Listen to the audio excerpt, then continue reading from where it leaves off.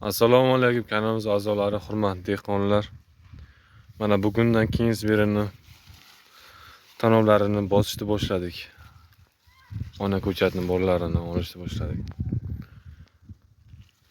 Bu o'sha kuzga olib qolingan matchni ko'chat bo'ladi. Shu ekilgan, shu tanov berishni boshladi.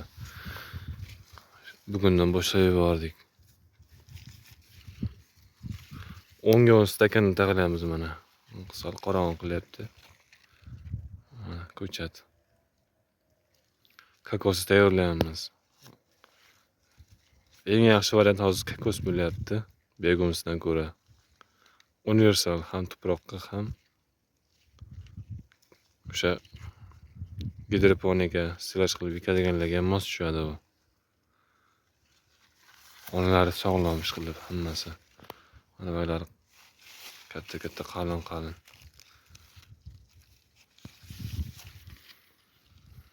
Asosan mana bu safar bu yilgi masjid ko'chatimizdan bir 50-60% chiqib ketadi sotuvga. O'zimizga yetarlicha olib qolamiz, qolganini sotuvga chiqarib olamiz.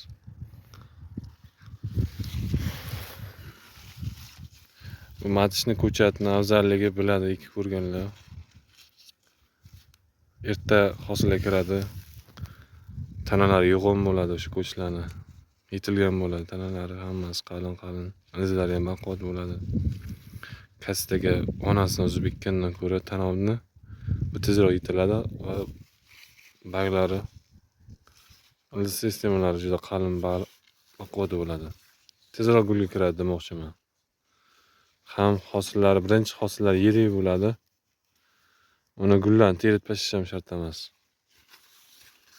Shunaqa boqib ko'radi. Birinchi yarısini o'sha pomidorda biz yarısida bo'lgan qo'yganmiz. Shu birinchi shodalarini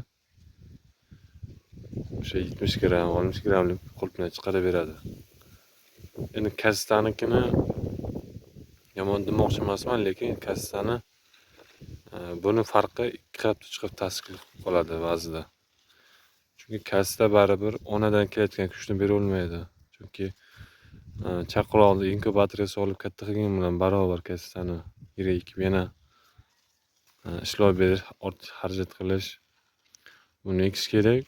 Birdaniga oziqlantirib ketaverish kerak. Shu tezroq hosilga kirib pishirib beradi. Biza shu avgustlarda 10larda ekkanmizda, 7si 10larda ekkanmiz. Oktyabrda pishgan 10larida. 2 oyda tashkil qilgan desmasam. 2 oyda o'zi pishdi. Hisob 13 kunda, 15 kunda. Agar buni kasni holatda bo'lganda yana cho'zilib ketardi. Noyabrga borardi. Shu bir oy farq qilgan ish qilib kasta bilan matishni ko'chatni.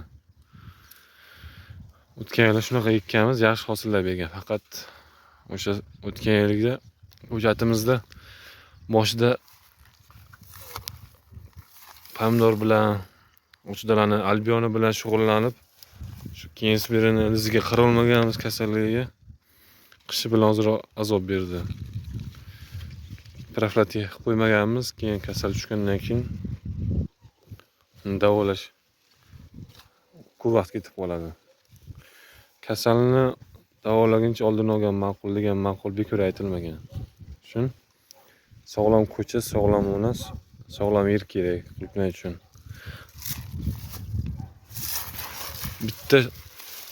Bitta anavidan bitta ko'chatdan nechta berish mumkin? 1 2 3 4 5 6 7 8 9 ta 10 ta atrofida bo'lar ekan. Bolalari mana shunaqa. Hammasi katta. Endi boshlaymiz ko'chatini bostirishni. Shu ko'chatni olmoqchi bo'lganlar aloqa chiqsa bo'ladi bemalol. 3,5 atrofida chiqadi har bir ko'chat.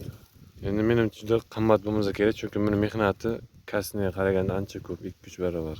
2 barobar desa ham, chunki bolam o'zi alohida oziqlantiriladi, onasi alohida oziqlantiriladi.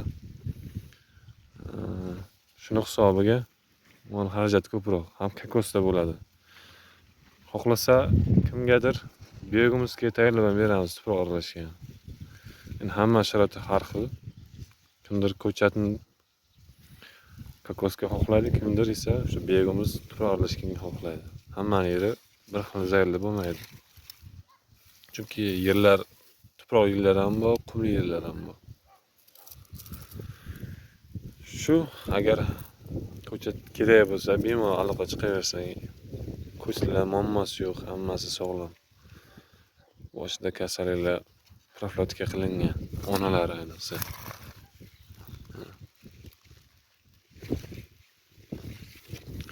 Olmoqchi bo'lganlar kelib ham ko'raveradi ko'chatlarni, joylarini, manzillarini aytamiz.